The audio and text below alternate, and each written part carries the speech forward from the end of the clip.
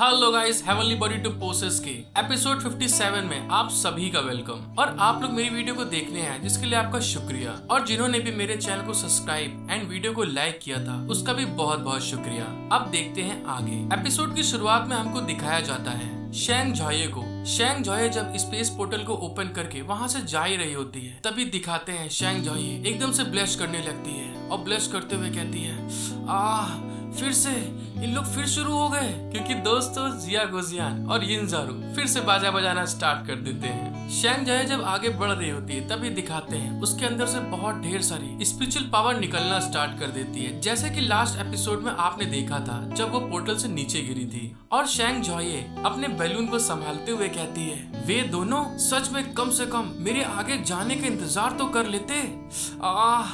Soul एबिस dragon का nature और उसकी वासना के बारे में सही है ये बात कि वो एक नंबर का बाजा बजाने वाला इंसान है। और ये कहने के साथ में दोस्तों हमें दिखाया जाता है शेंग झॉये को। शेंग झॉये जब ऊपर बर्दाश्त नहीं कर पाती है तभी वो पानी के अंदर गोता लगा देती है ताकि वो थोड़ी अपनी गर्मी को ठंडा कर सके। और उस पानी के अंदर गोता लगाने के साथ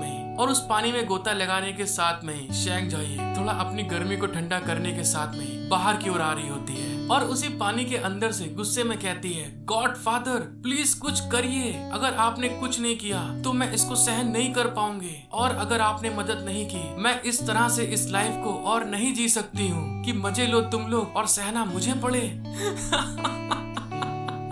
सच में दोस्तों ये तो बहुत बड़ी प्रॉब्लम है। फिर दोस्तों कुछ समय बाद का सीन दिखाया जाता है और हमको जिया गोजियान को दिखाते हैं। जिया गोजियान वहीं पे अपने बेड पे धीरे से जाग गया होता है और जागने के साथ में अपने मन में सोचता है मैं इतने ढेर सालों में मैं तो भूल ही गया था मैं भी सो सकता हूँ। सच में मैं तो और अधिक ह्यूमन जैसा होता जा रहा हूँ। और ये कहने के साथ में दोस्तों हमें अगले सीन में दिखाया जाता है जिया गोजियान वहीं पे ब्लश करने लगता है और ब्लश करते हुए अपने मन में सोचता है कल रात तो बिना किसी रोक टोक के वो मेरे साथ पूरी तरह से शामिल थी। मतलब दोस्तों जिया गोजियान को भी कल रात में बहुत मजा आ गया। और ये सोचने के साथ में ही जिया गोजियान वहाँ पे अपने नाइट सूट को पहन के आगे बढ़ते हुए सोचता है हजारों वर्षों तक आत्मज्ञान की कल्टीवेशन के बाद अंत में एक लिटिल फॉक्स द्वारा मेरा संयम आखिरकार टूट गया।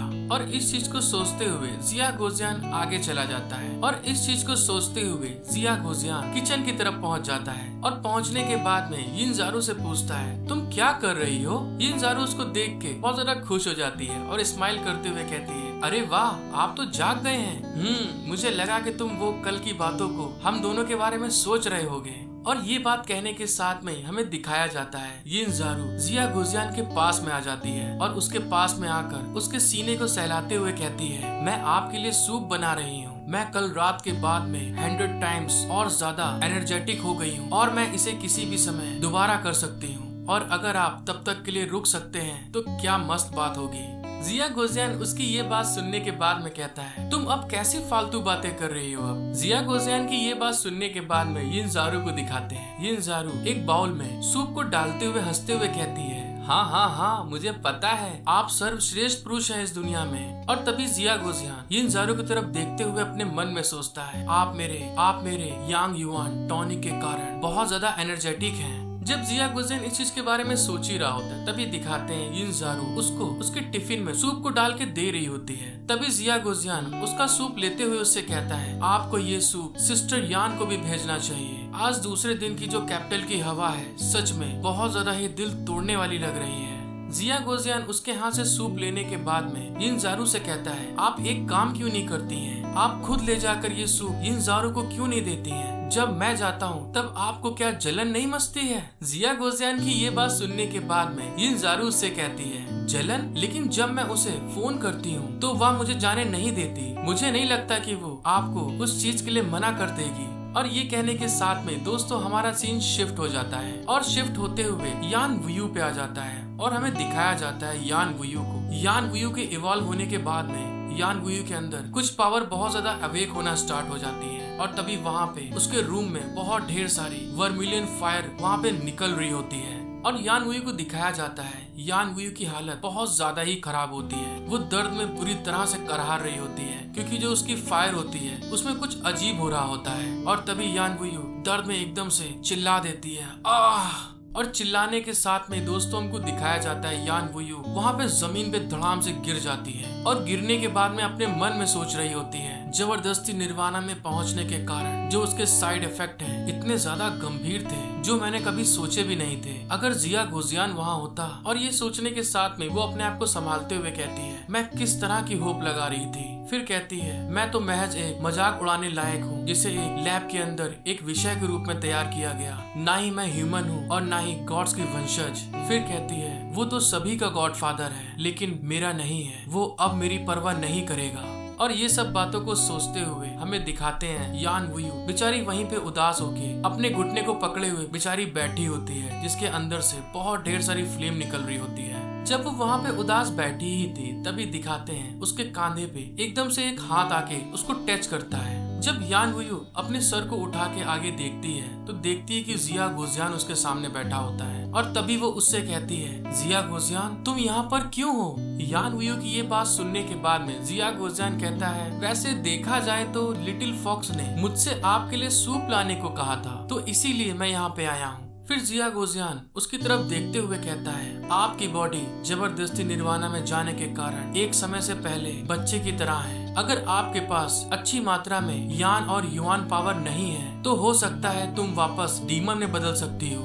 जिया गोजियान ने जैसे ये बात बोली होती है तभी दिखाते हैं हमको यान वुयू गुस्से में उसके हाथ को झटक देती है, जिस चीज से जिया गोजियान थोड़ा शॉक्ड हो जाता है कि इसने ऐसा क्यों किया। फिर यान वुयू उदास होते हुए कहती है जियारू को मेरी परवाह है, मुझे पता है, लेकिन आपके बारे में क्या आपको मेरी परवाह नहीं थी? क्या तुम अपनी प्रेमिका के लिए काम चला रहे हो और इस प्रोसेस में अपनी लाइफ बचा रहे हो? यदि ऐसा है तो इसकी कोई जरूरत नहीं है, मुझे तुम्हारी मदद नहीं चाहिए। जब जिया गोजियान देखता है यान वुयू बहुत ज्यादा गुस्सा है उससे, तभी वो उसके चेहरे को सहलाते हुए कहता है मैं घास और पत्थर नहीं हूँ, इसीलिए मैं स्वाभाविक रूप से आपके बारे में चिंतित हूँ। अगर ऐसा नहीं होता मैं यहाँ पर खुद चलकर आपके पास क्यों आता, और आपको इतनी परेशानी अकेले उठाने की जरूरत नहीं है, मैं आपके साथ में हूँ। उसकी ये बात सुनने के बाद में यान वुयू थोड़ा ब्लश करने लगती है और उसको समझ में नहीं आ रहा होता है कि अब वो क्या कहे। और ये कहने के साथ में ही जिया गोजियान को दिखाते हैं वो अपने हाथों में अपनी स्पिरिचुअल पावर को गैदर करना स्टार्ट कर देता है और गैदर करते हुए कहता है तुम इस तरह से जंगलीपन दिखाना बंद करो, तुम यान वुयू जैसी नहीं हो जिसे मैं जानता हूँ।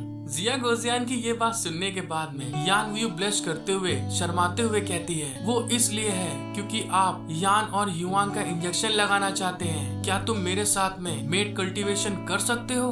उसकी ये बात सुनने के बाद में जिया गोजियान बोलता है क्या, ये तुम क्या कह रही हो? और दोस्तों जो समझदार होगा वो इंजेक्शन वाला मतलब समझ जाएगा। और ये कहने के साथ में हमको दिखाया जाता है यान वुयू जिया गोजियान के एकदम क्लोज आ जाती है, बिल्कुल पास आ जाती है और उसके पास आने के बाद में उससे कहती है तुम तो पहले से हमेशा से उसके साथ में रहे हो, मैं भी वो चाहती हूँ, क्या तुम मेरे साथ में उस तरह से नहीं रह सकते हो? और फिर दोस्तों हमको दिखाया जाता है यान वुयू ने आज अपने प्यार का ऐलान कर दिया होता है और इसी के साथ में जिया गोजियान से कहती है मैं तुमको अब चाहती हूँ, भले ही मुझे पता हो कि मैं जियारू की तरह कभी तुम्हारे दिल में एंटर नहीं कर पाऊंगी, इस चीज से मुझे कोई फर्क नहीं पड़ता है। और ये कहने के साथ में ही यान वुयू जिया गोजियान के किस करने लगती है। जिया गोजियान भी इस चीज को देख के थोड़ा शॉक्ड हो जाता है और किस करते हुए जिया गोजियान से कहती है क्योंकि तुम मेरे दिल में पहले से ही हो, मैं तुमको अपने दिल से चाहती हूँ। जब जिया गोजियान देखता है कि यान वुयू सच में मेरे को दिल से प्यार करती है और उसने आज प्रपोज कर दिया है, तभी जिया गोजियान अपने एटीट्यूड को चेंज कर देता है